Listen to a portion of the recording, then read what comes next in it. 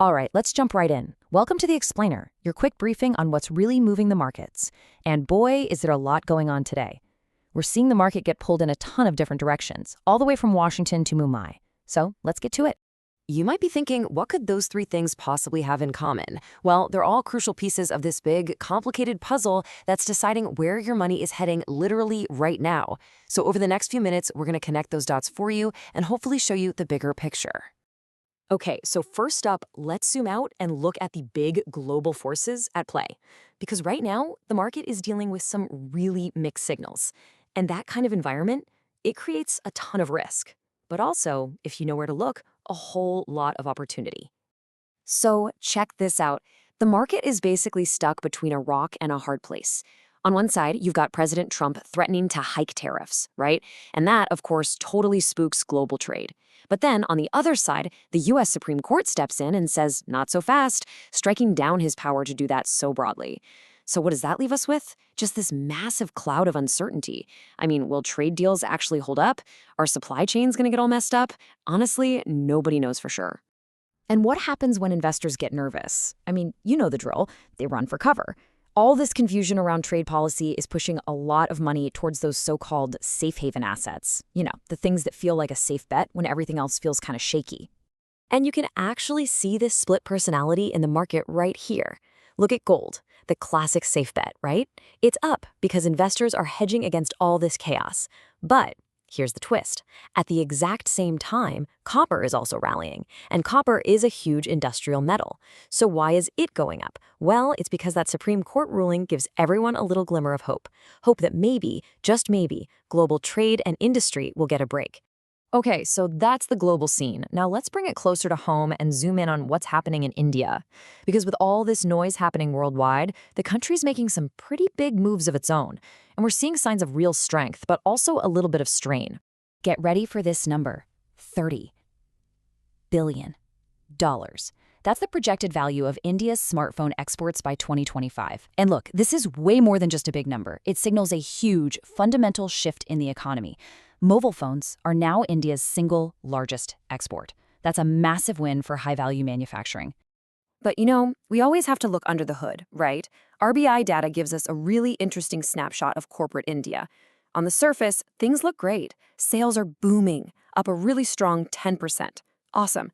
But when you look at net profits, they're only growing at about half that speed, just over 5%.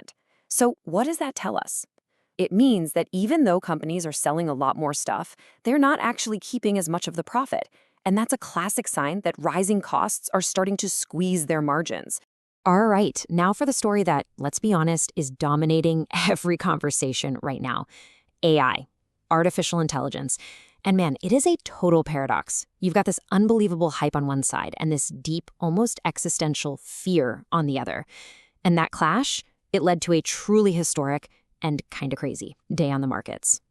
So first, let's talk about the hype. And there's no better symbol for that than NVIDIA. The chip maker that's basically powering this whole AI revolution is expected to report a mind-blowing 67% jump in revenue just for the fourth quarter.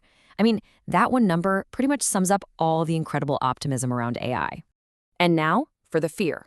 While NVIDIA is shooting for the moon, an absolutely breathtaking 1.2 lakh crore rupees was just gone, wiped clean off the value of Indian IT stocks.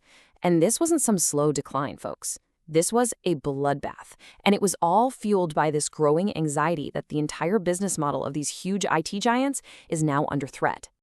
So what could possibly cause that kind of panic? Believe it or not, it was a single research memo that went viral. People were calling it the Doomsday AI memo. It painted this really dark picture of what it called a global intelligence crisis. Basically, a future where AI doesn't just help white-collar workers, it completely replaces them. Now, whether that memo is right or wrong is a whole other debate, but the fear it created, oh, that was very, very real. And if you really want to put this whole disruption into perspective, just look at this. There's this one AI startup called Anthropic. It's now valued at around $380 billion. Okay, so what? Well, that is more than the entire combined value of India's biggest IT companies. We're talking TCS, Infosys, the whole lot. Think about that. one single startup, born out of this new AI era, is now worth more than an entire established industry.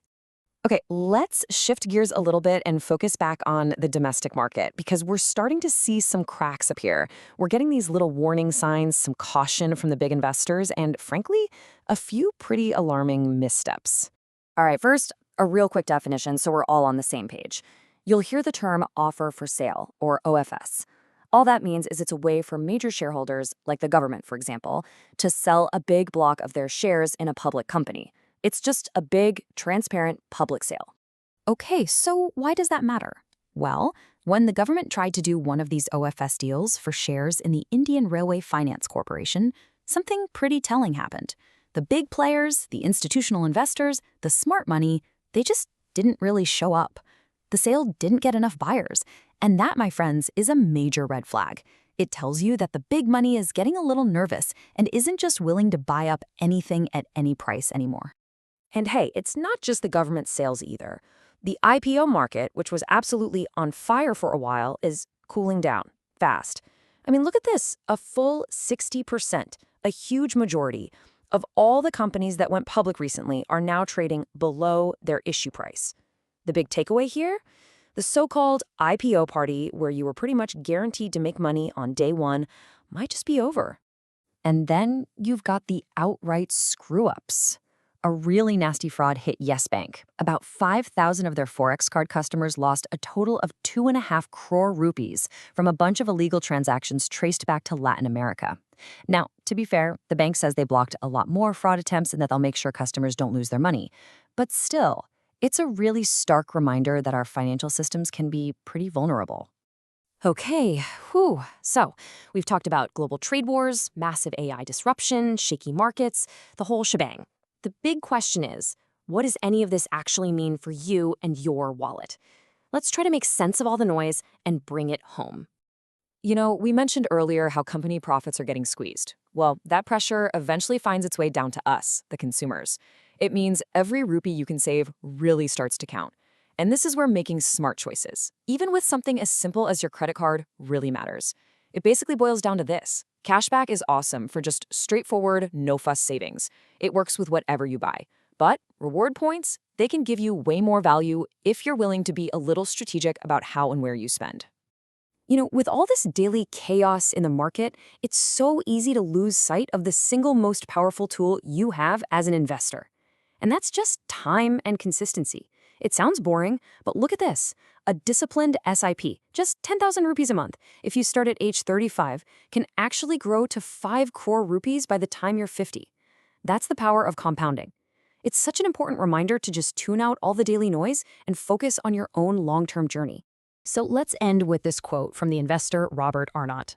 Everything we talked about today, the AI fears, the trade uncertainty, the market jitters, it's all pretty uncomfortable, right?